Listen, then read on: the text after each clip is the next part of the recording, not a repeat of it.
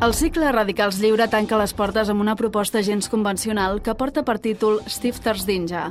Els textos de l'autor romàntic, Adalbert Stifter, són la font d'inspiració per a aquest espectacle que ens desafia amb una experiència sensorial en homenatge als objectes i a l'univers d'allò inanimat.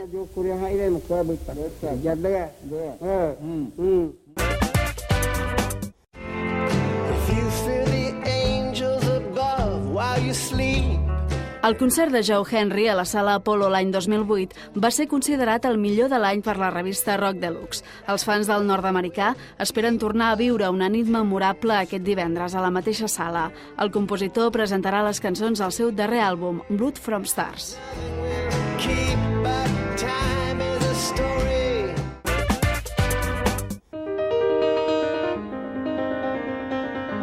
Barcelona, València i Palma és la nova exposició del CCCB, que pretén posar de manifest les confluències i divergències d'aquestes tres ciutats mediterrànies. La mostra fa un recorregut a través de la història per avaluar els punts en comú que han establert aquestes ciutats, però també els temes on hi ha hagut més confrontació.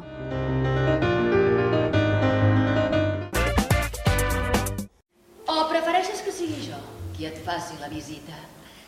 Oscar Wilde ens explica aquesta història, la de Robert Chiltern, un marit ideal per la seva dona, un polític brillant i un perfecte cavaller. La seva perfecció, però, es veurà amenaçada amb l'arribada d'una seductora dona que li vol fer xantatge revelant un secret del passat. El muntatge torna al Teatre Goya fins al juliol.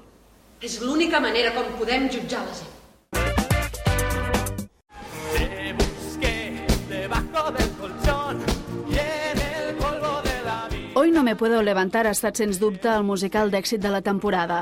El fotògraf Xavier Basiana ha realitzat el seguiment de l'espectacle des que es va començar a preparar al Teatre Tívoli. Ara l'artista presenta a la nau Ivanov una exposició amb les 35 millors fotografies del musical.